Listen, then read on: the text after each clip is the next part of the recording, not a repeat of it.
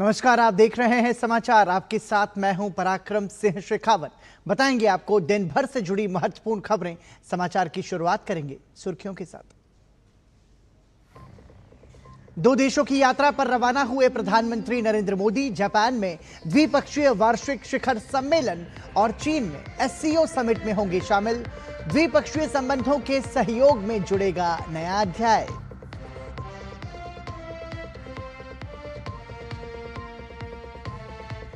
प्रधानमंत्री मोदी ने प्रस्थान पूर्व वक्तव्य में कहा, यात्राएं हमारे राष्ट्रीय हितों और प्राथमिकताओं को बढ़ाएंगी आगे, क्षेत्रीय एवं वैश्विक शांति, सुरक्षा और सतत विकास को आगे बढ़ाने में देंगी निर्माण में योगदान।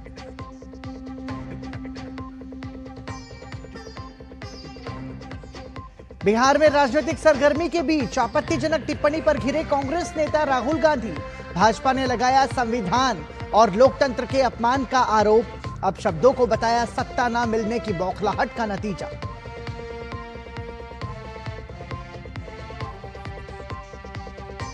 आरएसएस की 100 वर्षों की यात्रा को सरसंघ चालक डॉक्टर मोहन भागवत ने बताया ऐतिहासिक।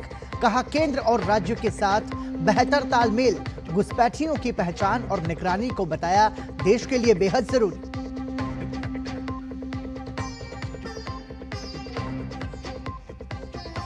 गुजरात दौरे पर बोले केंद्रीय मंत्री अश्विनी वैष्णव। सरकार के प्रयासों से सेमीकंडक्टर का हब बना गुजरात। प्रधानमंत्री मोदी के मार्गदर्शन में गुजरात ने छुई नई ऊंचाइयां।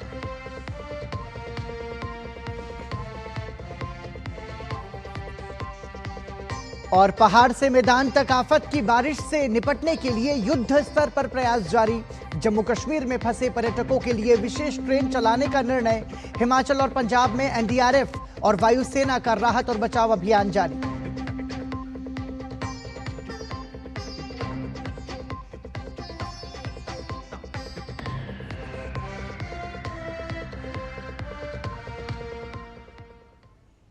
और प्रधानमंत्री नरेंद्र मोदी जापान और चीन की यात्रा पर रवाना हो चुके हैं।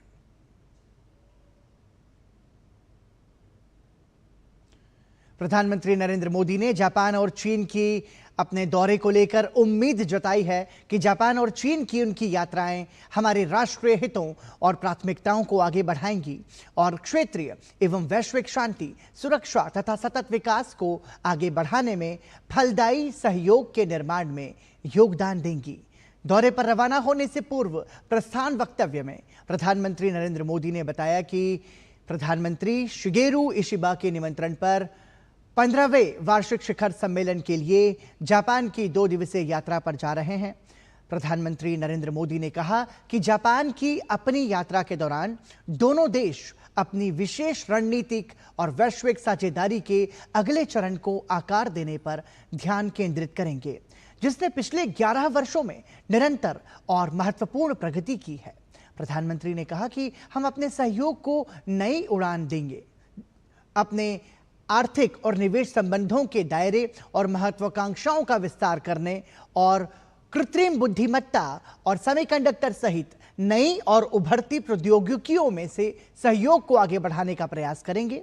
ये यात्रा हमारे सभ्यतागत बंधनों और सांस्कृतिक संबंधों को मजबूत करने का भी एक अवसर होगी, जो हमारे लोगों को जोड़ते हैं। जापान के बाद प्रधानमंत्री चीन जाएंगे। अपनी चीन यात्रा को लेकर उन्होंने कहा, राष्ट्रपति शी जिनपिंग के निमंत्रण पर तियानजिन में शंघाई सहयोग संगठन शिखर सम्मेलन में भाग लेने के लिए चीन जाऊंगा। भारत एससीओ का एक सक्रिय और रचनात्मक सदस्य है। अपनी अध्यक्षता के दौरान हमने नवाचार, स्वास्थ्य और सांस्कृतिक आदान प्रदान के क्षेत्रों में नए विचार प्रस्तुत किए हैं और सहयोग की पहल की है।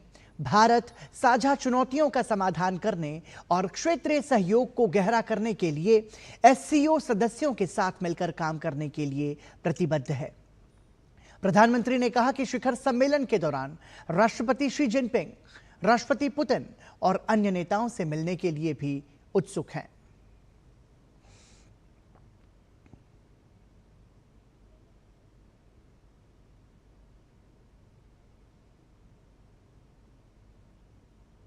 प्रधानमंत्री नरेंद्र मोदी ने जापान रवाना होने से पहले सोशल मीडिया प्लेटफॉर्म एक्स पर जानकारी साझा करते हुए लिखा, अगले कुछ दिनों में मैं विभिन्न द्विपक्षीय और बहुपक्षीय कार्यक्रमों में भाग लेने के लिए जापान और चीन में रहूंगा। जापान में मैं 15वें वार्षिक भारत जापान शिखर सम्मेलन में भाग लूंगा और प्रधानमंत्री शिगेरू इशिबा के साथ वार्ता करूंगा। इस दौरान हमारी विशेष रणनीतिक और वैश्विक साझेदारी को गहरा करने और आर्थिक एवं सांस्कृतिक संबंधों को बढ़ावा देने पर ध्यान केंद्रित किया जाएगा। मैं सेंडाई में एक सेमीकंडक्टर कारखाने का दौरा भी करूंगा, जहां मैं उभरती प्रौद्योगिकियों, कृत्रिम बुद्धिमत्ता और सेमीकंडक्टर जैसे क्षेत्रों में सहयोग को आगे बढ़ाने का प्रयास करूंगा। वहीं प्रधानमंत्री नरेंद्र मोदी ने सोशल मीडिया प्लेटफॉर्म एक्स पर जानकारी साझा करते हुए लिखा, चीन में मैं तियानजिन में एससीओ शिखर सम्मेलन में भाग लूंगा, एक ऐसा मंच जहां भारत ने हमेशा सक्रिय और रचनात्मक भूमिका निभाई है। भारत विभिन्न साझा चुनौतियों का समाधान करने के लिए एससीओ सदस्यों के साथ मिलकर काम करता रहेगा। मैं शिखर सम्मेलन के दौरान राष्ट्रपति शी जिनपिंग, राष्ट्रपति पुतिन और अन्य नेताओं से भी मिलूंगा।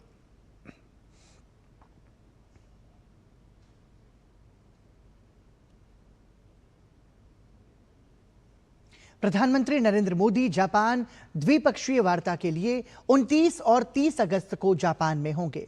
ये दौरा भारत जापान रिश्तों को नई मजबूती देने के साथ साथ एशिया और इंडो पैसिफिक क्षेत्र में सहयोग का एक नया अध्याय लिखने जा रहा है। ये यात्रा सिर्फ कूटनीति का अवसर नहीं, बल्कि भारत जापान संबंधों में एक नया पड़ाव साबित होने जा रहा है। जापान में हमारे संवाददाता अजय मिश्र की रिपोर्ट देखिए।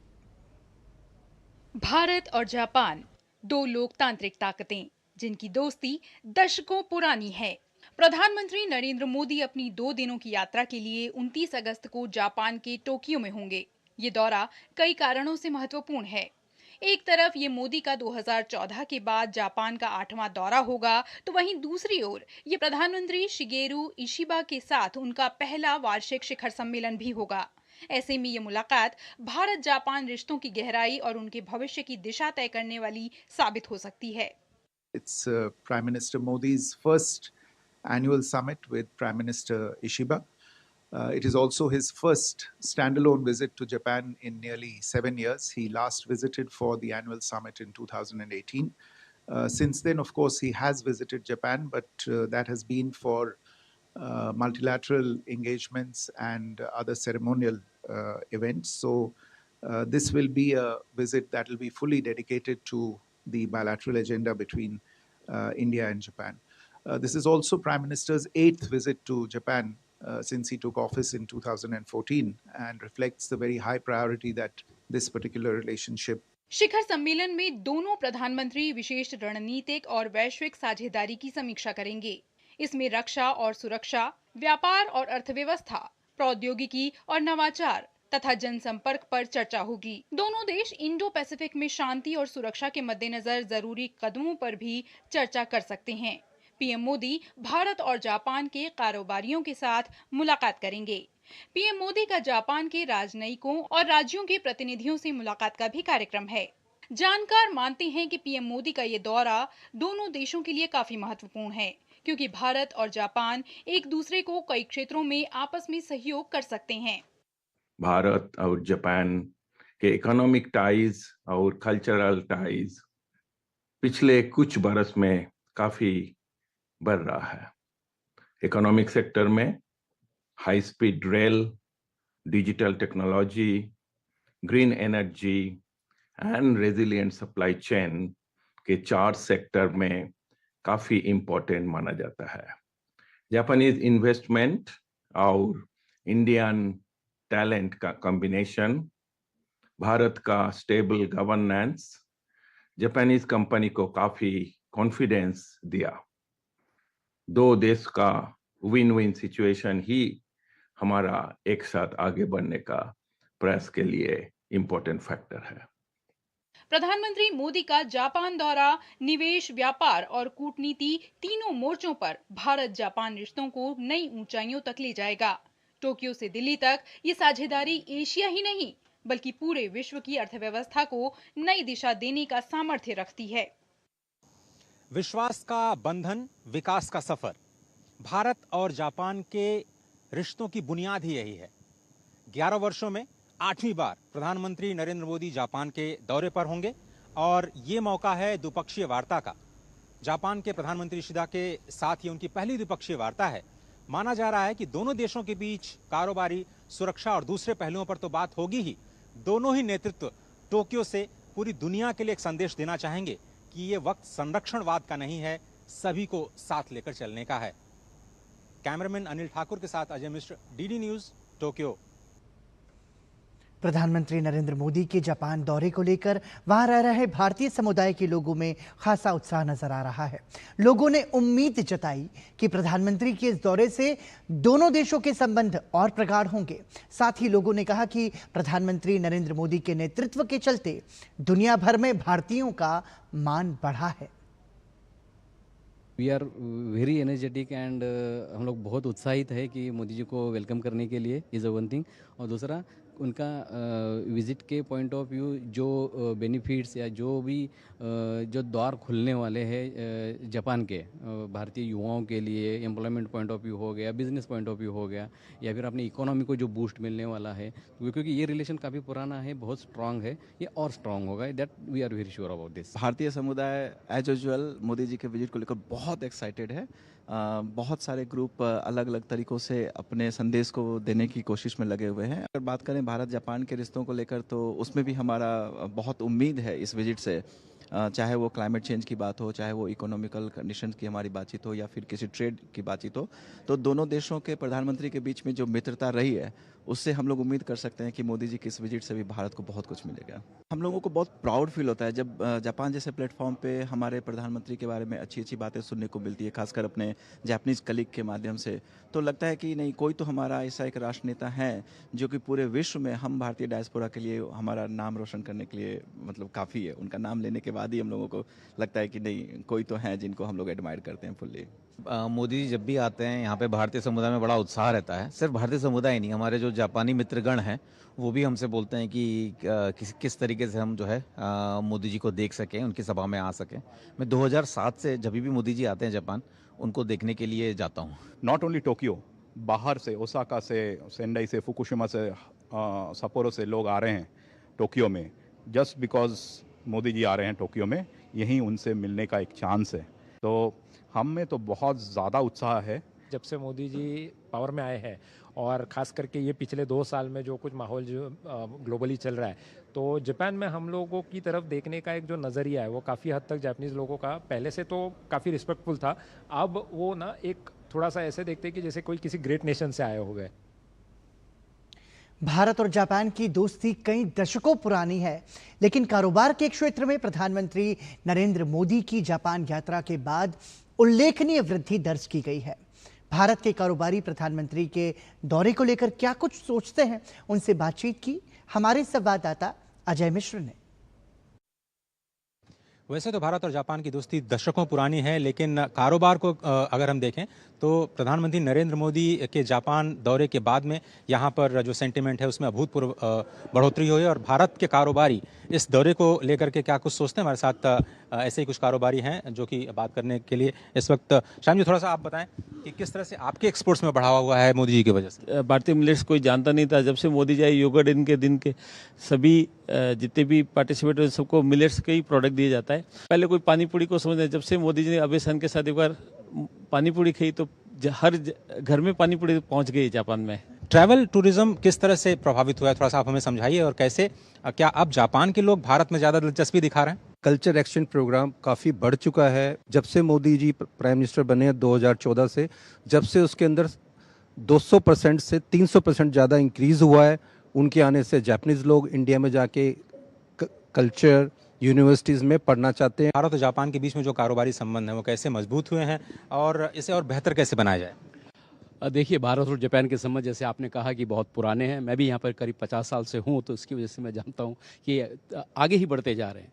और इस पे जो अब हमारे मोदी गवर्नमेंट ने जो सहूलियत दी है कि वो जल्दी से जल्दी वो खोल सकते हैं और उसके कितने टैक्सेस और उस सब चीज़ों को ख़त्म किया गया, ये एक बहुत बड़ा स्टेप है जिसकी वजह से इसमें बिजनेस और बढ़ेगा। भारत और जापान एक दूसरे के पूरक हैं। जो चीज़ हमारे यहाँ नहीं है वो इनके पास है, जो कि टेक्नोलॉजी है और पैसा है, और हमारे पास काम करने वाले लोग हैं और जगह है। तो इस तरीके से मैं समझता हूँ कि आने वाले दिनों में ये काम और आगे ही बढ़ेगा।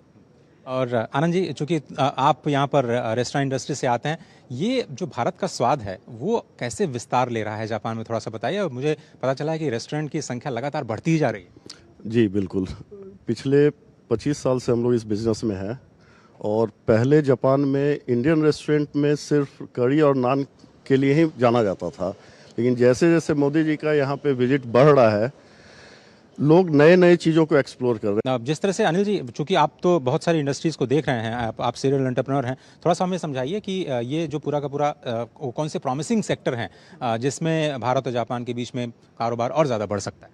प्रॉमिसिंग सेक्टर बेसिकली टेक्नोलॉजी के सेक्टर में बहुत सारा अपॉर्चुनिटीज़ हैं, और यहाँ 53,000 इंडियंस हैं और मैक्सिमम आईटी में हैं, इसलिए यहाँ एम्प्लॉयमेंट अपॉर्चुनिटीज़ भी बहुत हैं।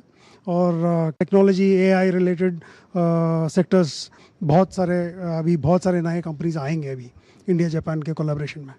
तो मुझे लगता है कि प्रधानमंत्री नरेंद्र मोदी के इस दौरे पर जो सेमीकंडक्टर पर फोकस दिखने जा रहा है, जो बुनियादी ढांचे में निवेश बढ़ने जा रहा है, उसका असर भारतीय कारोबार पर सकारात्मक रूप से दिखाई देगा, और आने वाले दिनों में दोनों ही देशों के बीच जो कारोबारी संबंध है वो कई गुना आगे बढ़ते दिखाई दे रहे हैं। कैमरामैन अनिल ठाकुर के साथ Ajay Mishra, DD news, Tokyo.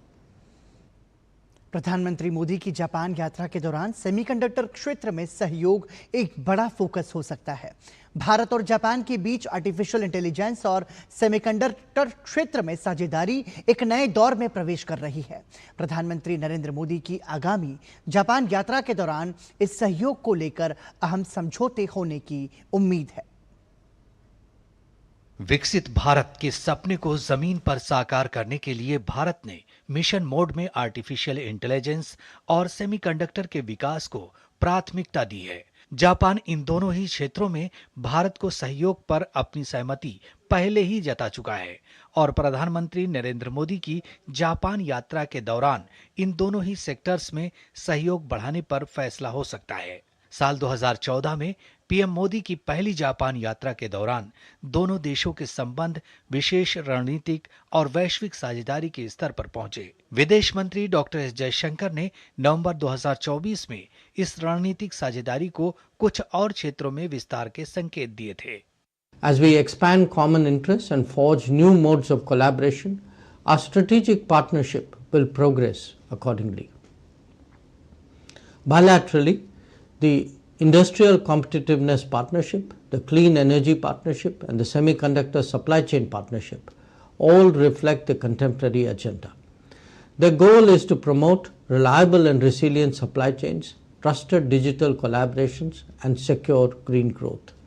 I am confident that we will continue to think bold and act decisively to take it forward in an impactful way. आत्मनिर्भर भारत अभियान के एक बड़े कदम के रूप में भारत ने हाल के वर्षों में इंडिया सेमीकंडक्टर मिशन के तहत कई बड़े कदम उठाए हैं। इसका मकसद भारत को वैश्विक चिप मैन्युफैक्चरिंग और डिजाइन का हब बनाना है। इसी कड़ी में जापान के साथ बढ़ती डिजिटल साझेदारी भविष्य की तकनीक के लिए निर्णायक साबित हो सकती है। भारत ने 2001 में 76,000 करोड़ रुपए के भारत के सेमीकंडक्टर मिशन की शुरुआत की। भारत की सेमीकंडक्टर विकास की यात्रा में जापान सबसे पहले सहयोगी देश के तौर पर सामने आया, और अब ताइवान और दक्षिण कोरिया आगे आ रहे हैं। जापान का वैश्विक सेमीकंडक्टर मैन्युफैक्चरिंग इक्विपमेंट में 30% हिस्सा है, जबकि पार्ट्स और मटेरियल्स में यह हिस्सा 48% तक पहुंचता है।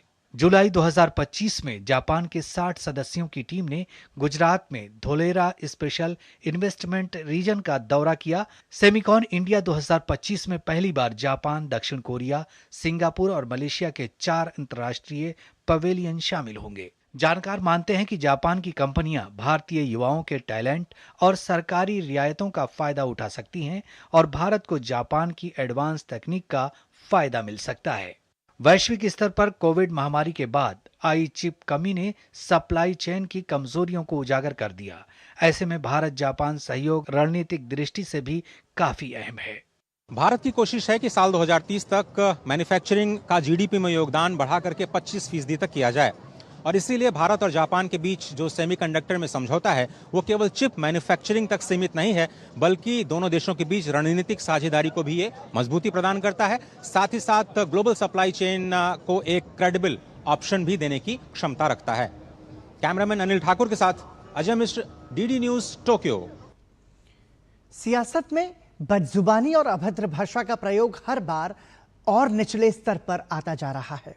बिहार में चुनावों की आहट के बीच चुनावी सरगर्मियां तेज हैं और इसके साथ फिर शुरू हुआ है अमर्यादित बोल का सिलसिला। बिहार में राजनीतिक सरगर्मी के बीच प्रधानमंत्री नरेंद्र मोदी पर आपत्तिजनक और अमर्यादित टिप्पणियां की जा रही हैं। एक बार फिर आपत्तिजनक टिप्पणी पर कांग्रेस नेता राहुल गांधी घिरते हुए नजर आ रहे हैं। भाजपा ने राहुल गांधी और कांग्रेस के अपशब्दों को सत्ता न मिल पाने की बौखलाहट का नतीजा बताया।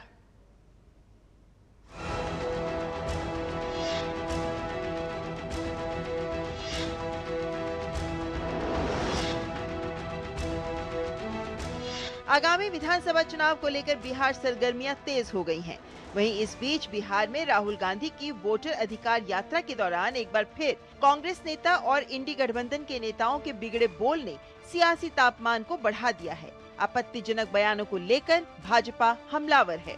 आज जो स्वतंत्रता संग्राम से अपने आप को तथाकथित रूप से जोड़ती है, मगर आज गाली वाली पार्टी बन गई है, वो महात्मा गांधी जी की पार्टी नहीं है, वह तथाकथित नकली गांधी परिवार की पार्टी है, जिनमें एक सेंस ऑफ एंटाइटलमेंट है, कूट कूट कर जिनमें अहंकार भरा हुआ है, जिनको लगता है कि भारतवर्ष उन्हीं का है।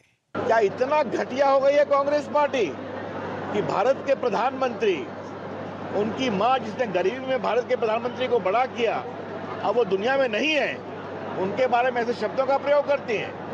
राहुल गांधी की माफी मांगिए। लोकतंत्र में जिस तरह कांग्रेस पार्टी और राष्ट्रीय जनता दल के कार्यकर्ताओं ने आदरणीय प्रधानमंत्री नरेंद्र मोदी जी को अपशब्द कहा, ये लोकतंत्र के लिए शर्मसार करने वाला दिन है। समाज में द्वेष पैदा करने वाला इन लोगों का भाषा है। राष्ट्रीय जनता दल का ये चरित्र रहा है और कांग्रेस पार्टी इससे उबर नहीं पा रही है।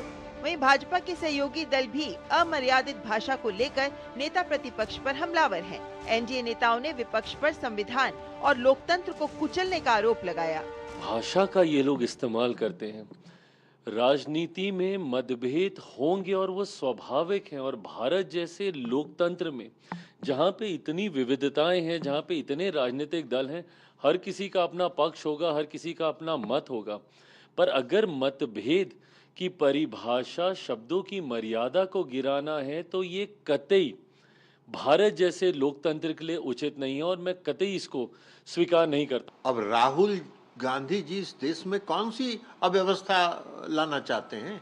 मुझको आश्चर्य लगता है। देश के प्रधानमंत्री के बारे में आप अपमानजनक शब्दों का इस्तेमाल करिए, गाली गलौज की भाषा का इस्तेमाल करिए। ये लोकतंत्र है क्या? यही लोकतंत्र आप चलाना चाहते हैं?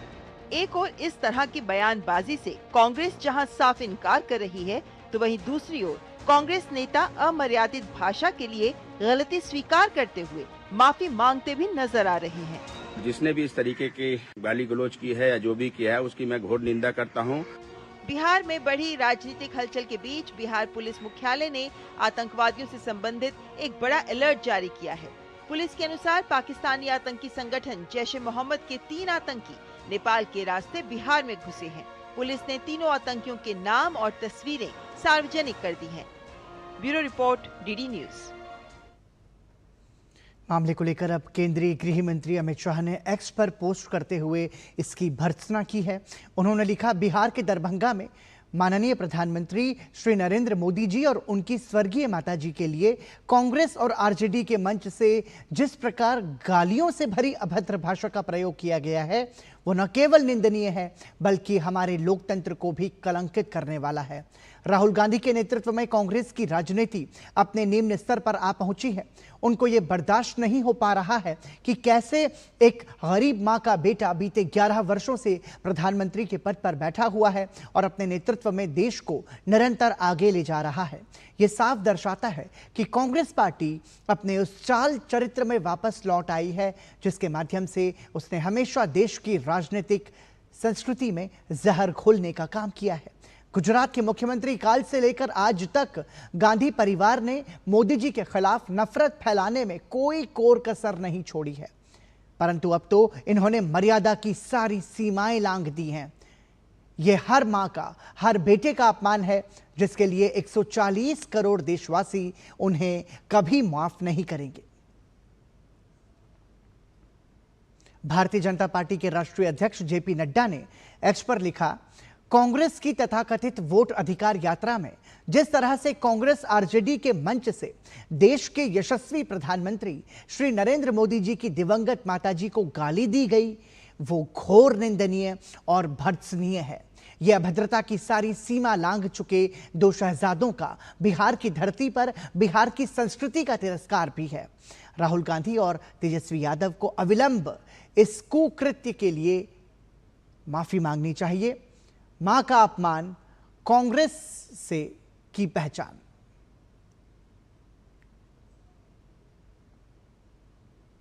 बिहार के बोधगया में निदानी गांव के मतदाताओं को लेकर कांग्रेस नेता राहुल गांधी के आरोपों का जिलाधिकारी ने जवाब दिया है। जिलाधिकारी ने सोशल मीडिया प्लेटफॉर्म एक्स पर स्पष्ट किया कि कई गांवों में गृह संख्या आवंटित नहीं होती है, जिसके कारण वोटर रोल में सांकेतिक गृह संख्या दी जाती है। उन्होंने लिखा कि जिन मतदाताओं का उल्लेख किया गया है सभी गांव में मौजूद हैं, सही वोटर हैं। जिलाधिकारी ने मतदाताओं के वीडियो भी पोस्ट किए हैं जिसमें निदानी गांव के बूथ संख्या 161 के वोटर स्वयं स्थिति स्पष्ट कर रहे हैं। आपको बता दें कि राहुल गांधी ने एक्स पर पोस्ट कर गांव के मकान संख्या 6 पर 947 मतदाताओं के होने का आरोप लगाया था।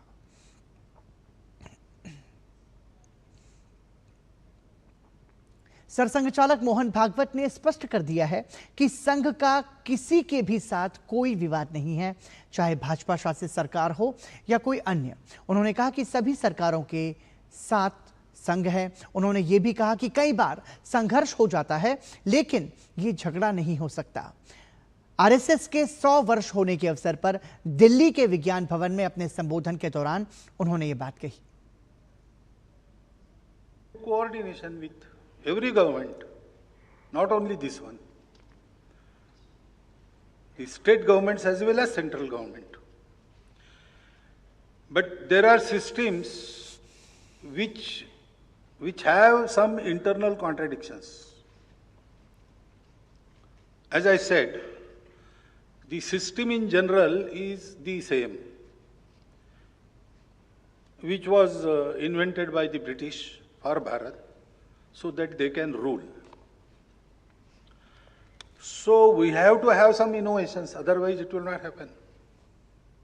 वहीं अंतर्राष्ट्रीय परिस्थितियों में बदलाव और टैरिफ के मुद्दे पर सरसंघ चालक मोहन भागवत ने कहा कि दुनिया निर्भरता पर ही चलती है, इसलिए देशों के बीच लेन देन तो होगा ही, लेकिन इसके लिए किसी प्रकार का दबाव नहीं होना चाहिए। दुनिया परस्पर निर्भरता पर चलती है, कुटुंब भी परस्पर निर्भरता पर चलता है और इसलिए अंतर्राष्ट्रीय व्यापार तो चलेगा और उसमें लेन देन होगी। बस इसमें दबाव नहीं होना चाहिए, स्वेच्छा होनी चाहिए। और इसलिए स्वदेशी का पालन करना, यानी क्या है, जो घर में बनता है वो बाहर से नहीं लाना। जो अपने गांव में होता है बाहर से लाने से अपने गांव के रोजगार को मार पड़ती है। अपने गांव का खरीदो। ऐसे ही अपने देश में जो बनता है वो बाहर से लाने की जरूरत नहीं है। सरसंघ चालक ने घुसपैठ के मुद्दे पर कहा कि ये एक गंभीर समस्या है, इसे हर हाल में रोकना चाहिए। लेकिन उन्होंने ये भी कहा कि सरकार अपने स्तर पर प्रयास कर रही है, लेकिन ये देशवासियों की भी जिम्मेदारी है कि अवैध लोगों को पहचानें और सुरक्षा की दृष्टि से उन पर निगरानी रखें। तो ये ठीक है कि हमारा डीएनए सबका एक है, लेकिन व्यवस्थाएं होती है। अब यूरोप में भी 3-3 देश 4-4 देश ऐसे हैं जो समान एंसेस्ट्री रखते हैं, लेकिन देश एक व्यवस्था है, उसकी सीमा होती है, उसमें आना जाना। आप पूछते हो घुसपैठियों को रोकना सही है क्या? मैं कहता हूं अगर डीएनए एक है तो परमिशन लेके आना गलत है क्या? सरकार कुछ प्रयास कर रही है, धीरे धीरे आगे बढ़ रहे हैं, परंतु समाज के हाथ में है कि हम अपने देश में रोजगार अपने देश के लोगों को देंगे। सरसंघचालक ने कहा कि डेमोग्राफी का बदलना बड़ी चिंता का विषय है। केवल भारत ही नहीं बल्कि विश्व के कई देश इस समस्या से जूझ रहे हैं। उन्होंने कहा कि जनसंख्या के असंतुलन का पहला कारण धर्मांतरण होता है, इसे रोकना बहुत जरूरी है। डेमोग्राफी की चिंता होती है और होने का कारण है कि डेमोग्राफी बदलती है तो उसके कुछ परिणाम निकलते हैं। सब देशों में डेमोग्राफिक इम्बैलेंस की चिंता रही। संख्या से ज्यादा इरादा क्या है इसके बारे में शंका रहती है मन में। पहला कारण है मतांतरण, कन्वर्शन। रिलीजन अपना चॉइस है, जिनको जिस रिलीजन में जाना है जबरदस्ती गए, वापस आना चाहते हैं, आओ अपने मन से आओ। मोहन भागवत ने कहा कि भारत की सभी भाषाएं राष्ट्रीय भाषा है। स्वाभाविक रूप से अपनी मातृभाषा के साथ एक राज्य की भाषा और एक व्यवहार भाषा भी सभी को सीखनी चाहिए। इस राष्ट्र के घटक जो भाषा बोलते हैं वो राष्ट्रभाषा है। एक व्यवहार भाषा चाहिए, ये पक्का है आपस में बात करने के लिए, और वो विदेशी नहीं चाहिए, क्योंकि हमारे भाव विदेशी भाषा में प्रकट नहीं होते। श्री गोपाल तो काउहर्ड ऐसा नहीं होता है। कविताओं का शब्द धर्म के लिए शब्द नहीं है बाकी भाषाओं में, हमारे यहाँ सब भाषाओं में शब्द। एक भारतीय भाषा व्यवहार भाषा चाहिए, कौन सी हो तय करे सब मिलकर, जो व्यावहारिक निर्णय करे और करे, ऐसा मत है हमारा। भाषाओं में विवाद करने का कोई मतलब नहीं है, शब्द अलग है, भाव एक ही है सर्वत्र। गुजरात के साणंद में सीजी सेमीसेट प्राइवेट लिमिटेड की सीजी सेमी ओसेट सुविधा का उद्घाटन किया गया। केंद्रीय मंत्री अश्विनी वैष्णव और गुजरात के मुख्यमंत्री भूपेंद्र पटेल ने प्लांट का उद्घाटन किया। कार्यक्रम को संबोधित करते हुए केंद्रीय मंत्री अश्विनी वैष्णव ने कहा कि गुजरात में सेक्रेटरीज सीईओ की तरह काम करते हैं। साथ ही कहा कि प्रधानमंत्री नरेंद्र मोदी का स्पष्ट मिशन है, फोकस्ड विजन से सेमीकंडक्टर क्षेत्र में तेजी से काम हो रहा है। ये एक देश का बड़ा ड्रीम है। भारत में सेमीकंडक्टर डिजाइन हो, भारत में सेमीकंडक्टर मैन्युफैक्चर हो और सेमीकंडक्टर के बाद में डाउनस्ट्रीम इंडस्ट्रीज में उसका उपयोग हो। लंबे समय से ये ड्रीम था। इस ड्रीम को पूरा कर पाए प्रधानमंत्री श्री नरेंद्र मोदी जी, क्योंकि उनका एकदम स्पष्ट विजन, फोकस्ड एग्जीक्यूशन और एकदम एक पॉइंट पे किस तरह से आगे बढ़ना है, क्लियर मार्गदर्शन। आज उसके कारण हम यहां पर देख रहे हैं कि सीजी पावर का पायलट लाइन प्रारंभ आज यहां से इनॉग्रेट हुआ और बहुत जल्दी इस पायलट लाइन से निकली हुई चिप माननीय प्रधानमंत्री जी देश को समर्पित करेंगे। सेमीकंडक्टर मिशन के तहत सरकार द्वारा किए गए प्रयासों की जानकारी देते हुए केंद्रीय मंत्री अश्विनी वैष्णव ने कहा कि 270 विश्वविद्यालयों के साथ साझेदारी की गई है और उन्हें नवीनतम उपकरण उपलब्ध कराए गए। इसके परिणाम स्वरूप 2025 तक 70 संस्थानों ने 20 चिप्स डिजाइन कर ली है। 270 universities and gave some of the most latest tools to these universities that the students have made such a good use of it. In 2025 itself, 1.2 crore hours of usage has happened, and the result is total 20 chips designed by 17 institutions have now been taped out at a semiconductor laboratory in Mohali. राष्ट्रीय राजधानी में राष्ट्रपति द्रौपदी मुर्मू ने गुरुवार को राष्ट्रपति भवन सांस्कृतिक केंद्र में एक विशेष सांस्कृतिक कार्यक्रम में भाग लिया, जिसमें ओडिशा की पारंपरिक कला और संस्कृति का अनूठा संगम देखने को मिला। ये कार्यक्रम नुआखाई के नाम से आयोजित किया गया। इस सांस्कृतिक समारोह में जगन्नाथ भजन की मधुर प्रस्तुतियां दी गईं। उसके साथ ही ओडिशा की विश्व प्रसिद्ध नृत्य शैलियों ओडिसी, मयूरभंज, छऊ और संबलपुरी नृत्य की शानदार प्रस्तुतियां दी गई। नुआखाई का ये आयोजन न केवल सांस्कृतिक उत्सव है, बल्कि ये सामाजिक एकता और सांस्कृतिक विविधता को बढ़ावा देने का भी एक प्रयास है। राष्ट्रपति भवन में इस तरह के आयोजन देश की सांस्कृतिक धरोहर को संरक्षित करने और उसे नई पीढ़ी तक पहुंचाने का एक शानदार मंच प्रदान करते हैं। अमेरिकी टैरिफ के नए दबाव के बीच भारत सरकार जहां वैकल्पिक रास्ते तलाश रही है, वहीं अमेरिका से बातचीत के दरवाजे भी खुले हैं। इस बीच आर्थिक मोर्चे पर भारत के लिए अच्छी खबर भी आई है।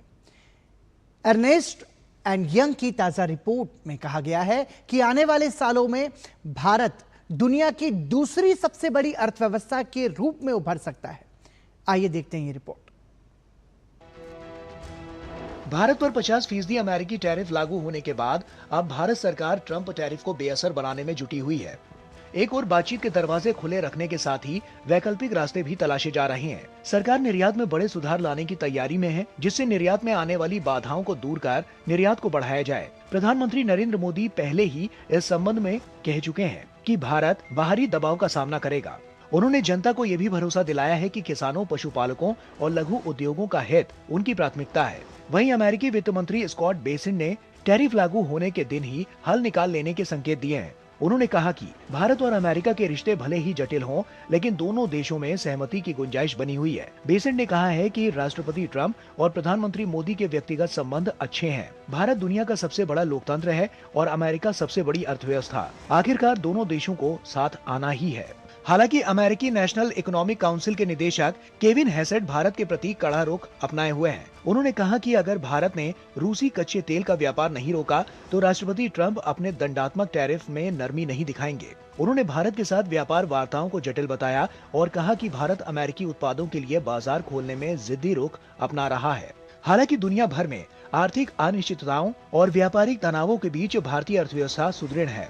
इस बात को और पुख्ता करती है जानी मानी consulting company Ernst and young की ताजा रिपोर्ट, जिसके मुताबिक भारत आने वाले सालों में वैश्विक आर्थिक मंच पर अपनी स्थिति को और भी मजबूत कर सकता है। IMF के अनुमानों पर आधारित इस रिपोर्ट में कहा गया है कि क्रय शक्ति क्षमता के आधार पर भारत की अर्थव्यवस्था 2030 तक $20.7 ट्रिलियन के स्तर तक पहुंच जाएगी। इतना ही नहीं, 2038 तक भारत के $34.2 ट्रिलियन के सकल घरेलू उत्पाद यानी कि GDP के साथ दूसरी सबसे बड़ी अर्थव्यवस्था के रूप में उभरने की संभावना है। इस दौरान भारत अमेरिका, जर्मनी और जापान जैसी बड़ी अर्थव्यवस्थाओं से आगे निकल जाएगा। रिपोर्ट्स बताती हैं कि भारत के पास युवा और कुशल कार्यबल, उच्च बचत दर और स्थिर राजकोषीय दृष्टिकोण जैसी मजबूतियां हैं, जो वैश्विक अनिश्चितताओं के बीच भी विकास दर को बनाए रखने में मदद करेगी। Bureau report, DD news.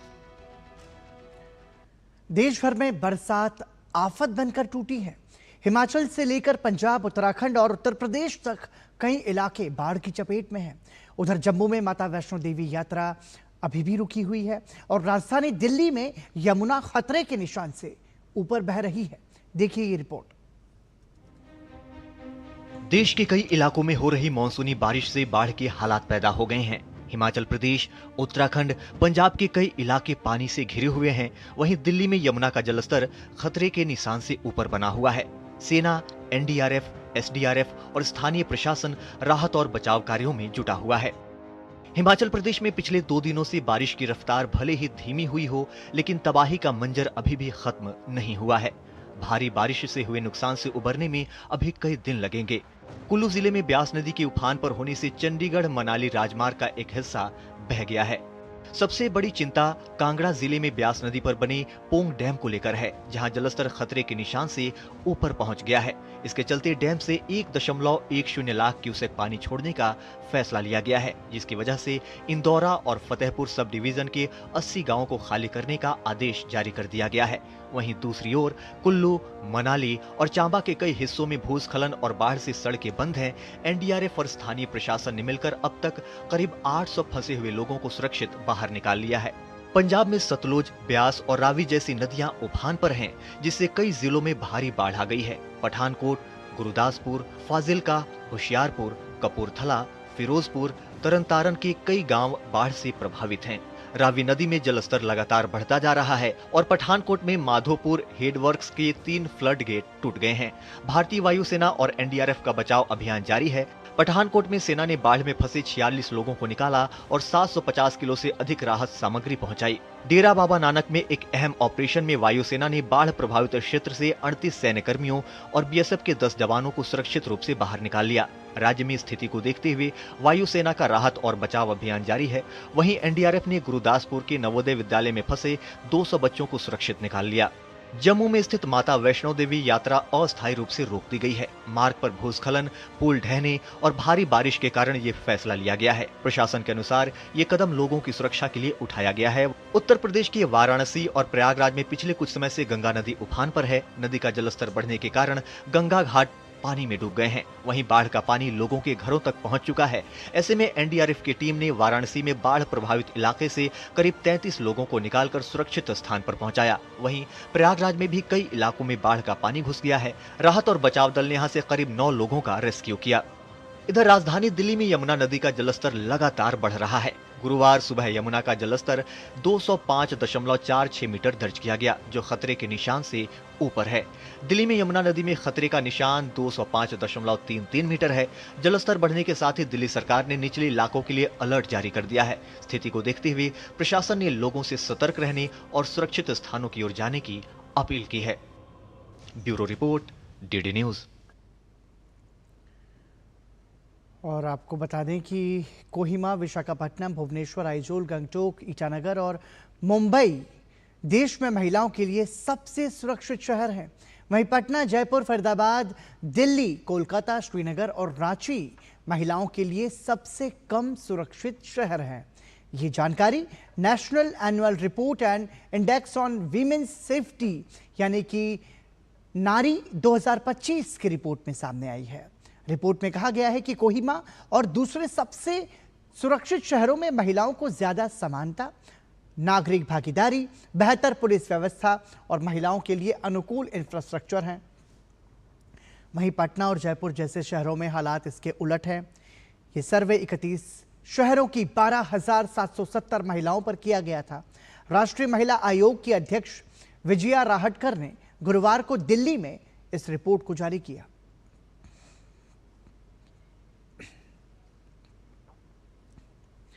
नारी 2025 की रिपोर्ट के मुताबिक 69% महिलाओं ने कहा कि मौजूदा सुरक्षा प्रयास कुछ हद तक पर्याप्त हैं, जबकि 30% से ज्यादा महिलाओं ने महत्वपूर्ण कमियों का जिक्र किया।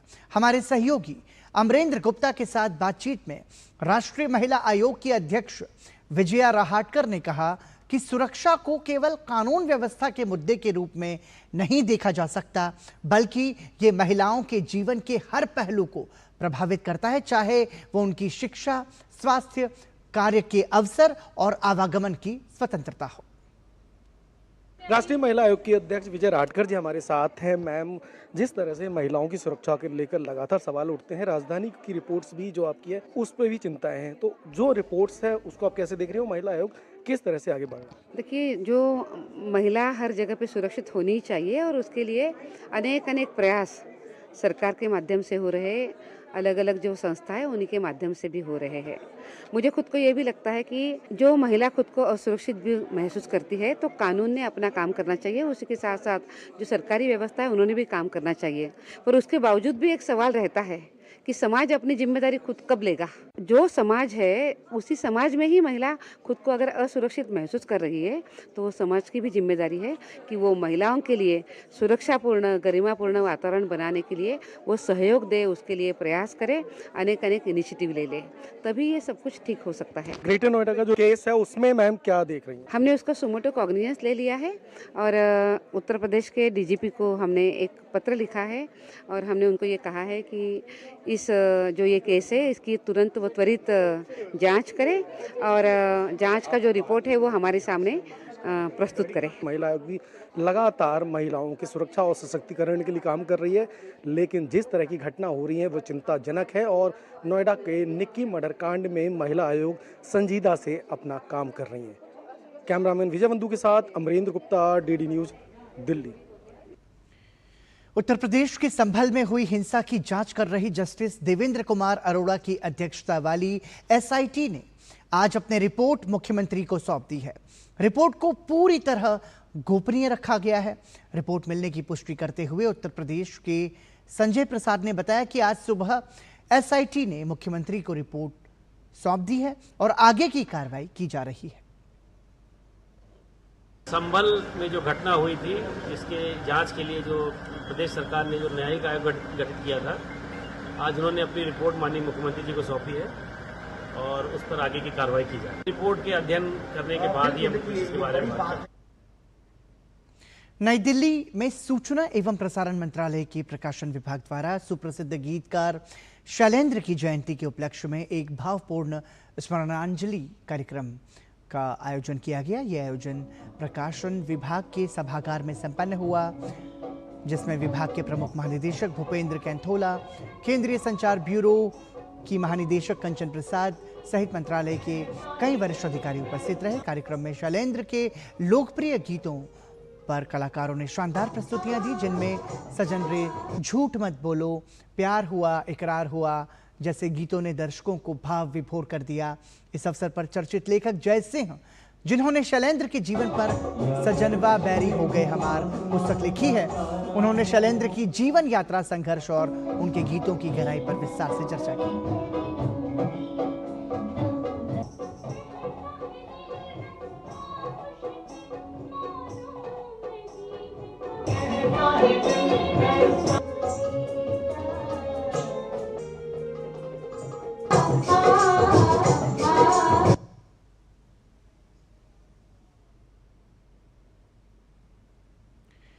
और अब बात बदलते बिहार की।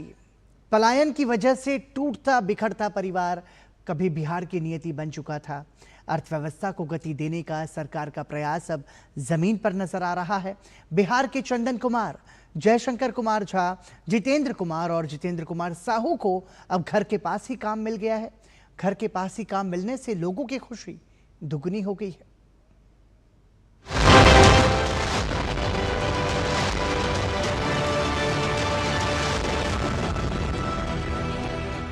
जब पिता या परिवार के अन्य सदस्य काम की तलाश में बाहर चले जाते हैं तो परिवार टूट जाता है और बच्चों के पालन पोषण पर भी प्रतिकूल प्रभाव पड़ता है।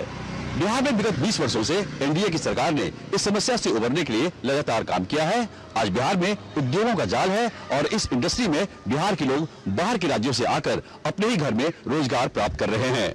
बात बदलते बिहार की में देखिए बदलते बिहार की कहानी, बिहारी कामगारों की जुबानी। कभी बिहार का युवा रोजगार के लिए दर दर भटकता था। परदेश में काम तो मिलता, लेकिन परिवार से दूरी और रोज की मुश्किलें जिंदगी को भारी बना देती थी।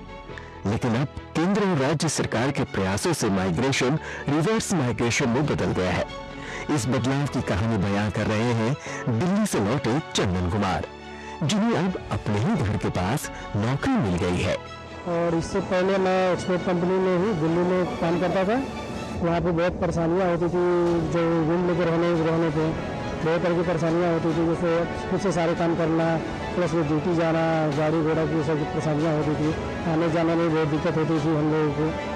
तो यहाँ पे मैं मुजफ्फरपुर का रहने वाला हूँ, तो मुजफ्फरपुर में कंपनी है तो हम लोग बहुत अच्छी सुविधा है कि हम लोग घर के पास से ड्यूटी करते हैं और हमें अच्छा लगता है। जयशंकर कुमार झा कहते हैं कि अब परेशानियों के दिन खत्म और सुविधाओं के दिन शुरू हो गए हैं।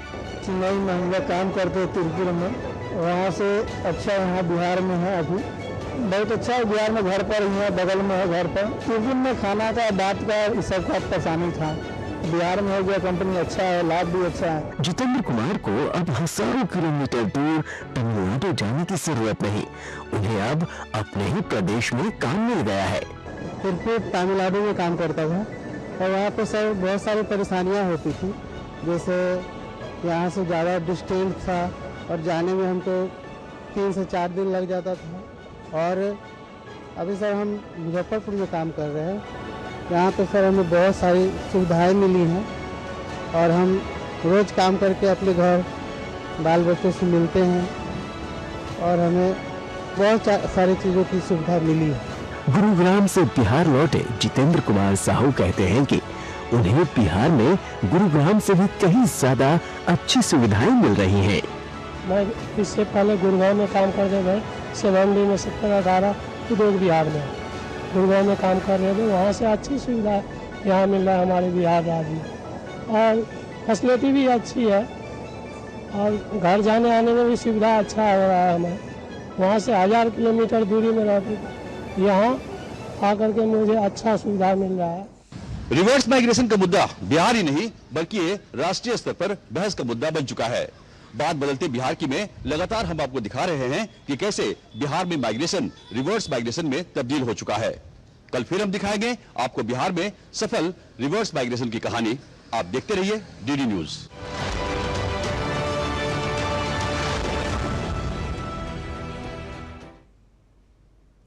और आपको बता दें कि दिल्ली के रोहिणी सेक्टर 23 में पहली रामलीला का भूमि पूजन 28 अगस्त 2025 को हुआ, जो कि सनातन संस्कारम समिति की तरफ से किया गया।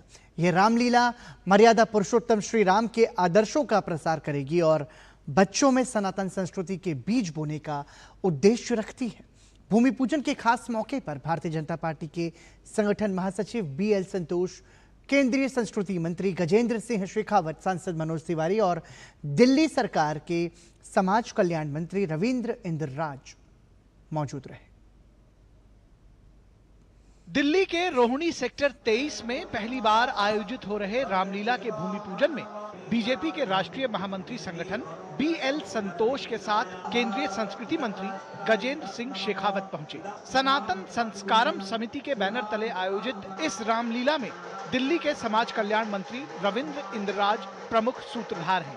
भूमि पूजन की भव्यता, मंत्रों के उद्घोष, प्रभु श्री राम की महिमा, सत्य, धर्म, शौर्य और मर्यादा के बखान से पूरा माहौल गुंजायमान रहा।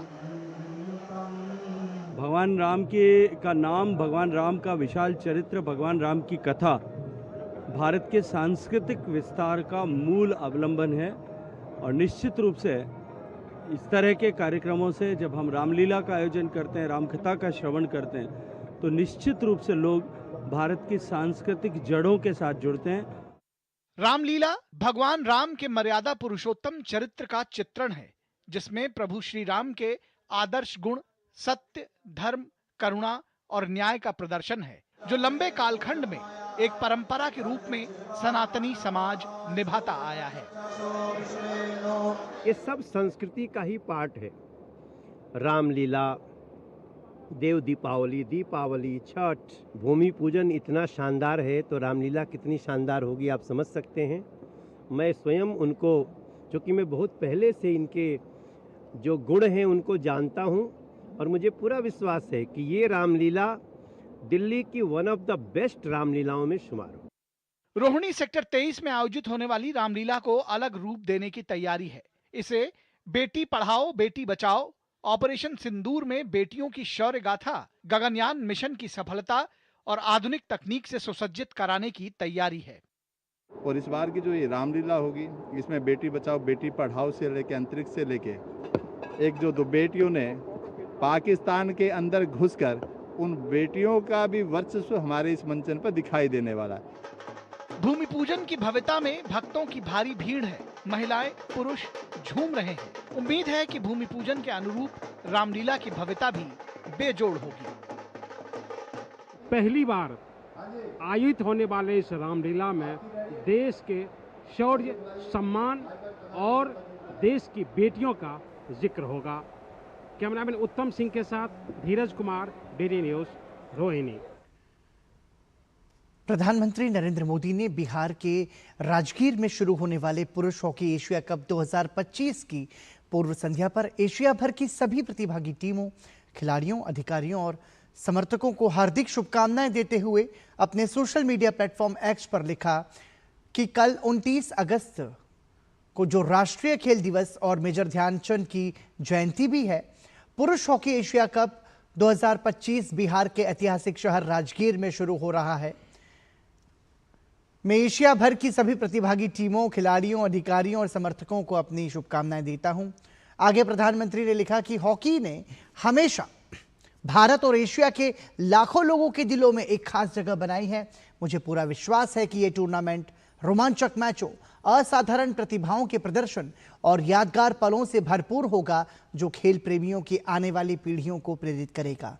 साथ ही लिखा कि यह बेहद खुशी की बात है कि बिहार पुरुष हॉकी एशिया कप 2025 की मेजबानी कर रहा है। हाल के दिनों में बिहार ने एक जीवंत खेल केंद्र के रूप में अपनी पहचान बनाई है, जहां Khelo India youth games 2025, Asia rugby under 27 championship 2025, ISTAF sepak takraw विश्व कप 2024 और महिला एशियाई चैंपियंस ट्रॉफी 2024 जैसे प्रमुख टूर्नामेंट आयोजित किए गए हैं। यह निरंतर गति बिहार के बढ़ते बुनियादी ढांचे, जमीनी स्तर के उत्साह और विविध खेल विधाओं में प्रतिभाओं को निखारने की प्रतिबद्धता को दर्शाती है। और इसी के साथ ही समाचार में अभी के लिए इतना ही, लेकिन DD न्यूज पर खबरों का सफर लगातार जारी है। हमें और हमारी पूरी टीम को दीजिए अनुमति। नमस्कार।